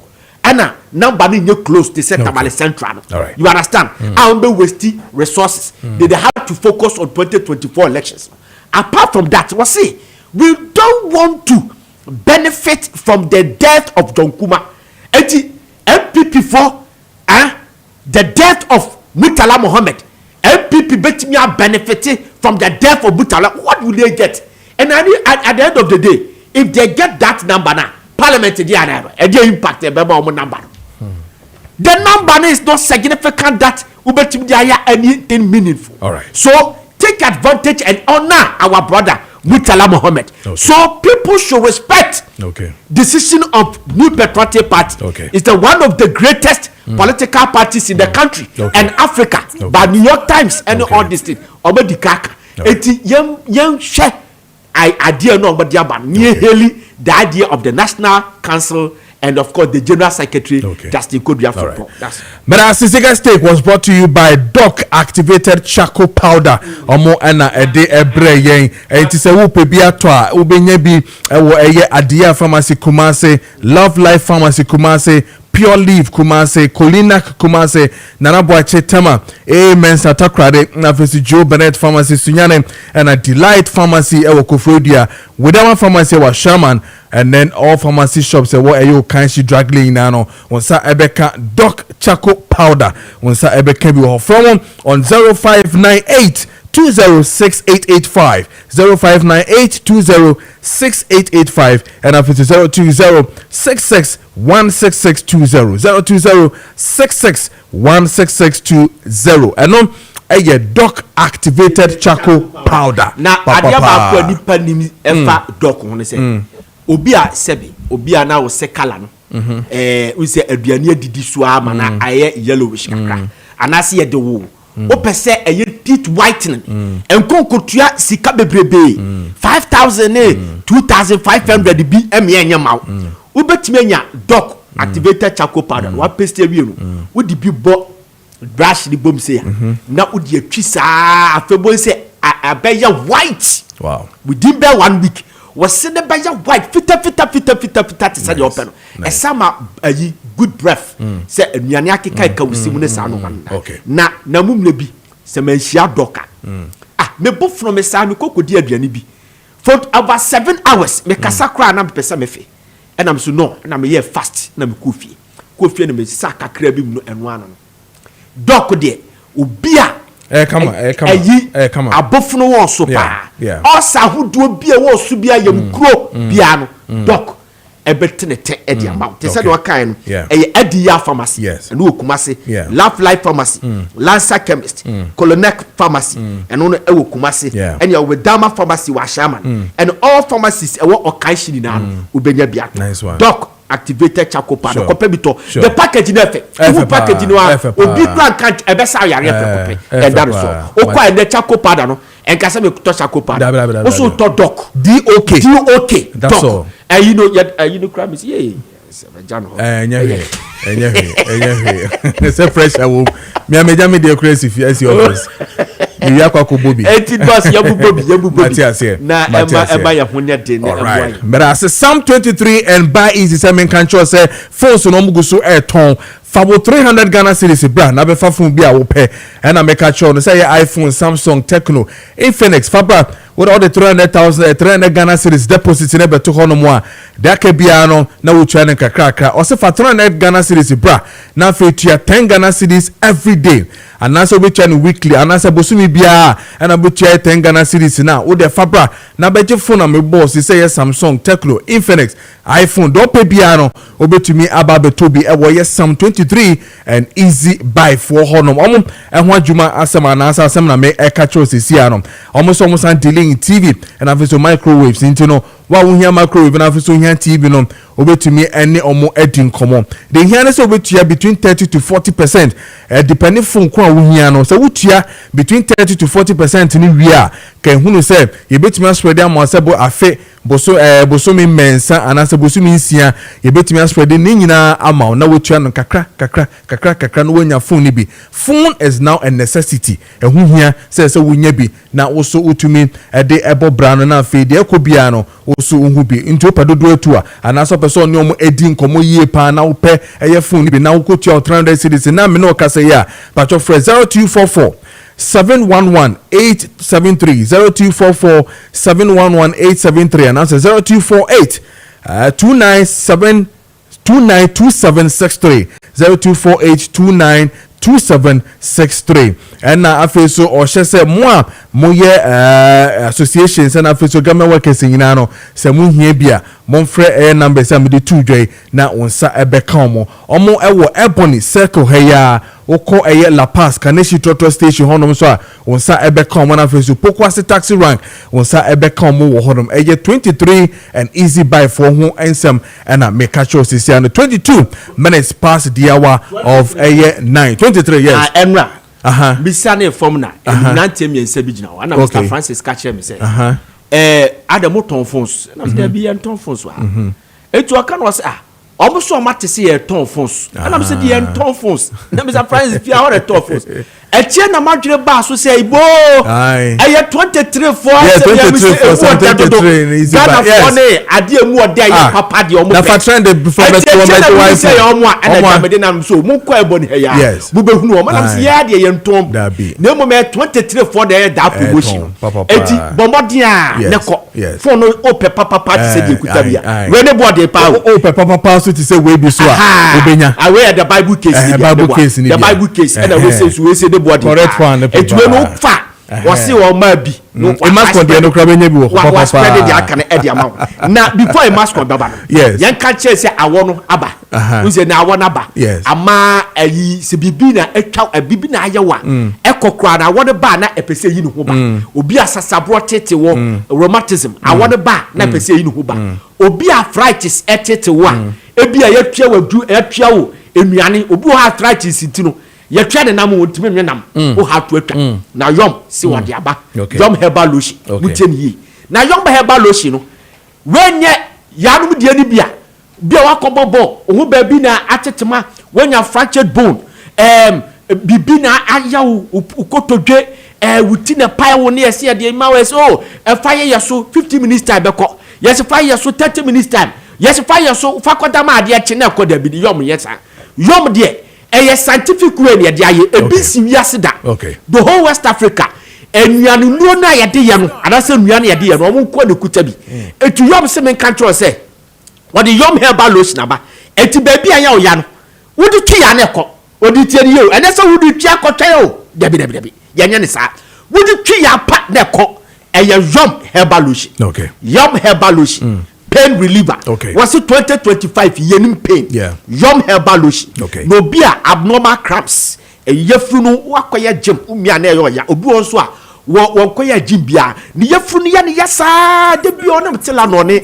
paracetamol wo hia yom okay pain bia wo so bia migraine yom wo benya bia to wo ye fere say pharmacy ne herbal shop bia benya bia to na apɛ ba kusi akwa yusu na apɛ dodo atu akoto a number is 0244 730 295 0244 730 295 and 030 29 45 146 okay 030 okay 29 45 146 okay way yom herbal lotion a scientific way for the pain reliever okay wo baby ayo ye bia wo de kan na ko obi a stroke ayaw ye de keka na bie entinim na mojani di wo afisare ne bua no akwa bobo yom yara se 25 minutes past of 9 afa so de ensase ne de hunya yi pa yentobi na yemfesi ye dan no na ya so munwe yen na si ade koka ne doso na member 10 o'clock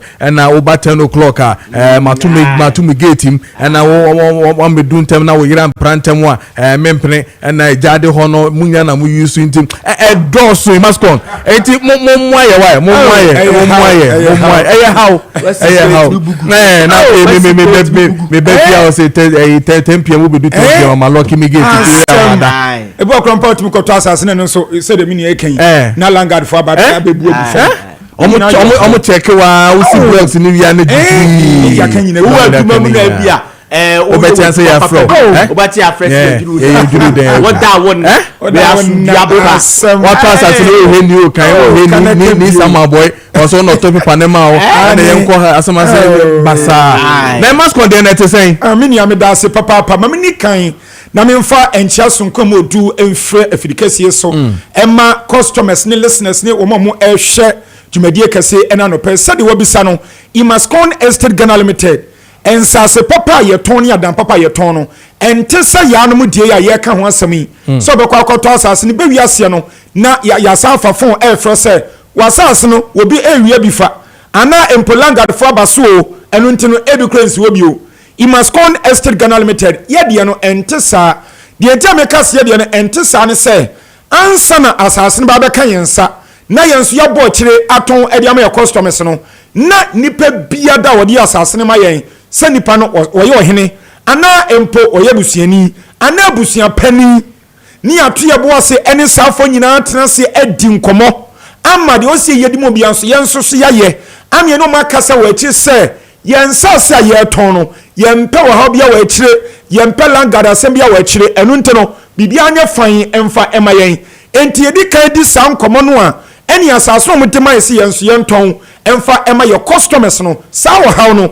ebi emma de biara da so many years ni over 32 good years enie ani aton sase dia ma manfo ewo enkramantami emu eni Ghana hanuma ye ka edi senyam ye nyam se ye nya wo how biada eni timato biada se langada sam anabusia pani anabusiani ana wahini bi na afa kire so asan beton sase dia ma obi sawo how no Imascon Estate Ghana Limited nyamia dom nyamia dawromenti sawo how no ebi ema de biara da wo call lands commissioner ye din ye bibi biada ewo mu nkrata mu ama bibia di adanse pefe se ensase na ye ton no ya register ni nyina da ewo lands commission wo mu department a eno eye land start registration honomo eno nti ensase na ye de ma no menua eye ensase ahotoso wo mu sawo do hotoso a wonya wo ha biada ewo akire ye ton edima wa asem biada eni hu bio yensas no a registered lands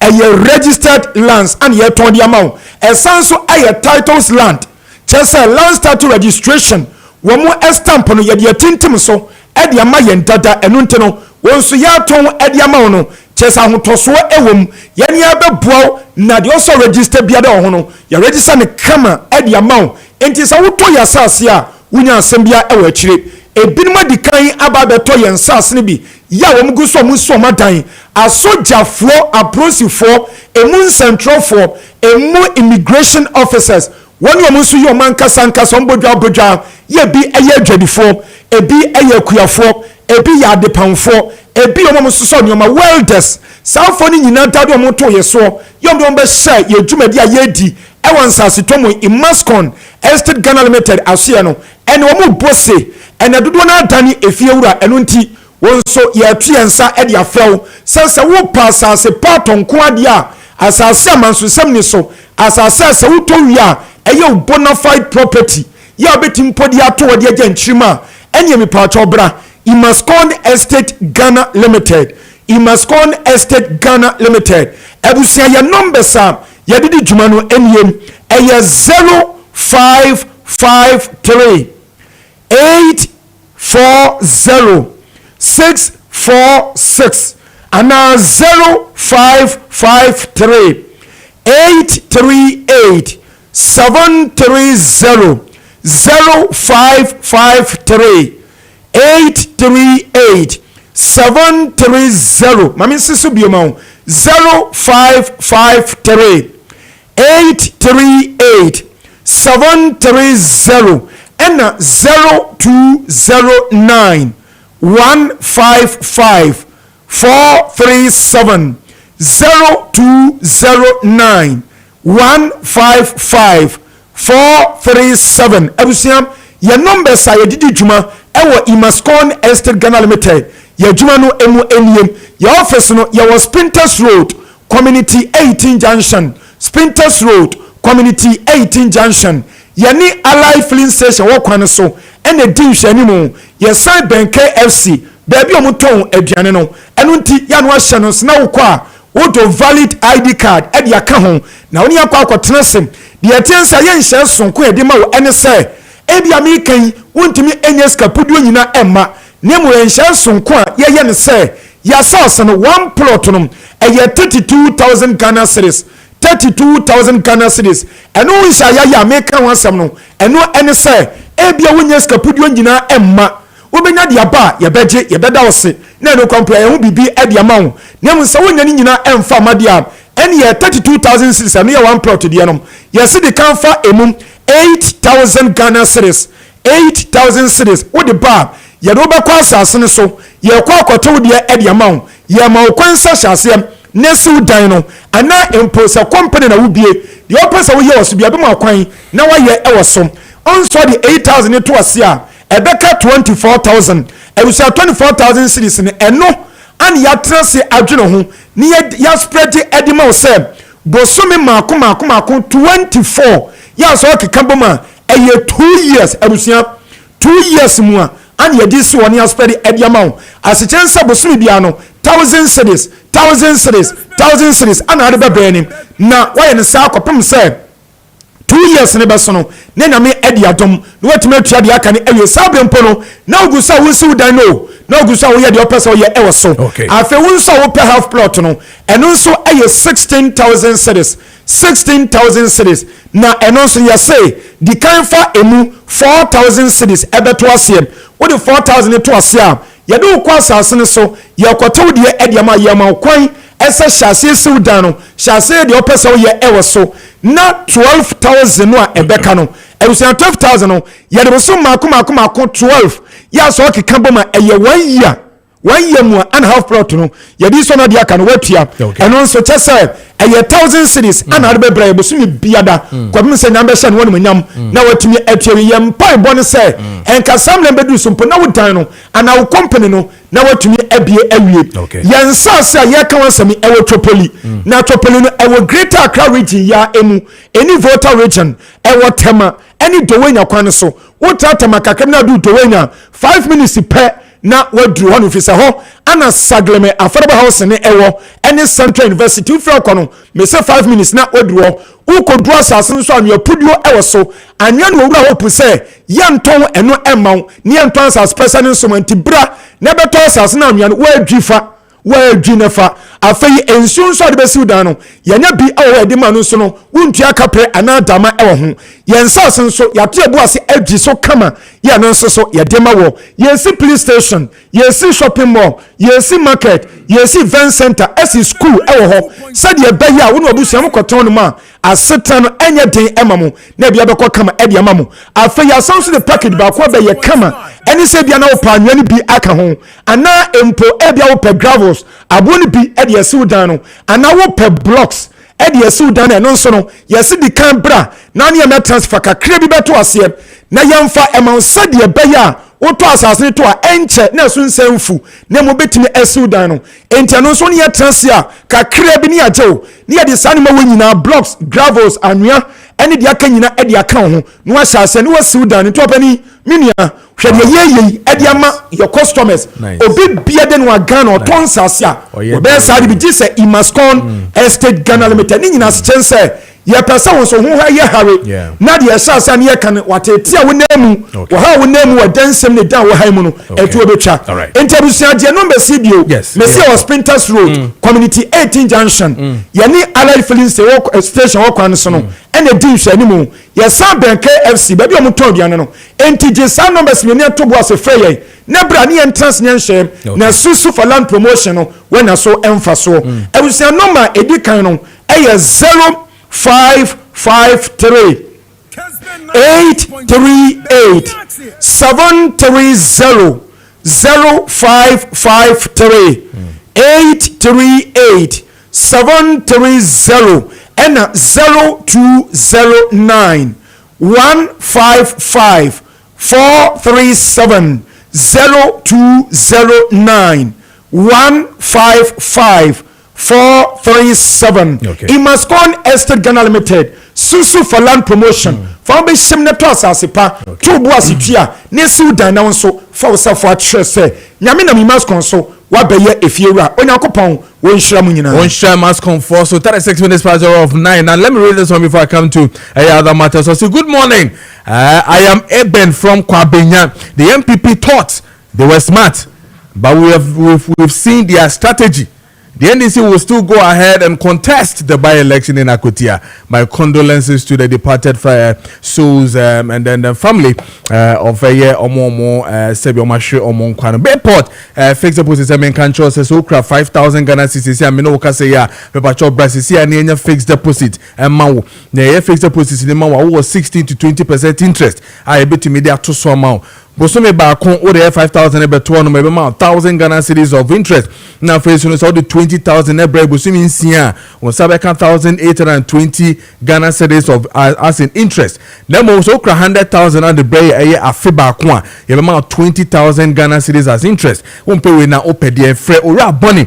Where Bayport Financial Services now old for no mundin komo and for fixed deposit no home na bibia enkoye ema freno on 0245 153283 0245 153283 and that's a 020 4125 878. Now name Bayport Oraboni Edin Komo Bayport or say your future now. Sadik Samin can trust reflect on 600 no sababija and into the more amu here ebi na modia daily and amudia kumaya mo sexual weakness no na bibia tumi aye koye e wo fie no mo so amu stiffness e wo mo joint na face so nabna mo site no reflect on 600 and na wonsa e kan bia betumi aboa sa so na elephant herbal mixture no so no e wo homa e mo amu waist pain face so constipation so sa no hwema no me pacho 100% herbal me bon de rama no elephant herbal mixture no e betumi aboa ye pa sa so and for your friend say wo pals and afi so koko nyina no Sadik herbal powder and afi so no say wo joint and afi so backbone and afi so wo swollen legs elephant ointment ni nyina afi Sadik herbal center for ho it is a wo pe bibia topa dia Yeko Kaichi Drug Lead, KPD Enterprise and Office of Kings Walk Herbal, Rupash Herbal, Tenata Herbal, Helus Herbal, Yokota Maso, a Little George Pharmacy, a Shamani, Echoes Pharmacy, and Office in Coco, a Hillside Pharmacy, Kumase, a Colina Herbal, Misty Herbal, a Pedank Herbal, Freddie Men's Co, Mama Becky, a Honina, Unsa Ebeke Yenshe, a Sadik Herbal Center, a Muri Junction near the toll booth, a Honomana Unsa Ebecom 055 799 7797, and that's 0244 153 511 on sa ebeka omo Saso and I make sure say ahonka heat patch say wo hia ebi pan na wajai eye tablet bi offer ne bi de bia na dia me patcho ahonka heat patch say make sure say omo honom ema eye patch bi aba eye new west eye fresh e betimi aboma wo pain e wo mu no e betimi akọ enu ntini jai but hot water bottle no use a wo de to ma o muscles so nti arthritis menstrual cycle and mo pains no cramps ni nyina no mo use ahonka heat patch na utobia e bebo wo ye pa Toby ewo eye origin chemist art farmer DM sphere sub health nina ewo nkran heya kumase eye dani farmer alpha duo panacea pharmacy and afetu kufru de Gapson pharmacy and afetu eastern chemist tamale eye malarigo pharmacy takrade boka pharmacy and afetu knock chemist mamo pe dudu etu na mo so makwa ton bi no sa plaster ya patch die fre 0599 802297 and that's 0248 509003 and that's 0536 645 334 onsa ebetumi akebi chepam sa menkan cho say oguso apempam your number 1 tailor enti no say ope eye ntare ni bia pam say wedding church eye business and say eye wo suit jacket dey na ohia ni na no frɛ eye chepam e wo 020 683 7738 020 683 or awoshi market ahonom ena wonsa ebeka no eno ntine frɛ no na one no endi eyesa dwuma we nyina.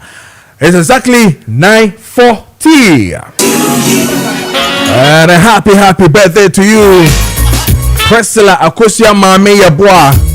Priscilla, this one is from your mom, patient Yeboa na face Nanaya Aseda. Oh, Nanaya Aseda. Happy birthday to you, Priscilla. Radin Shroud. And never be did your love for no why. And say happy birthday to you, Priscilla. And then a happy birthday to you, Abdullah, Chief Technician of Kessben Media. Abdullah, happy birthday to you. Hen one tear be out down of the artist is here. Hey, would you mad here? But happy birthday to you, Abdullah. Allah bless you, Abdullah. Yeah, I say Radin Shroud. And then a happy birthday to you, Nana Kwesi. Oh, Amsterdam. With you, my part of. And I'm face so Priscilla and Nanaya Aseda. Oh, the man himself. Oh, Nana Kwesi. Brand new. Happy birthday to you. As a mentonka. By Sanamote. Yanyanesa, happy birthday, Nana Kwesi, upon my friend. And here, Dean, come on. Amsterdam. With you, my part, Priscilla and face Nanaya Aseda. And then a happy birthday to you, Sheila, CEO of Sheila Beauty Spa. Happy birthday to you. And then a happy birthday to you, Isaac Apia Jr. of Pentecost Preparatory School, Asin Fosu. Happy birthday to you. And then a happy birthday to you, Mrs. Allen Kusi Jemfi. We a teacher, I was St. Joseph Practice JHS Bichem. Happy birthday to you. And I'm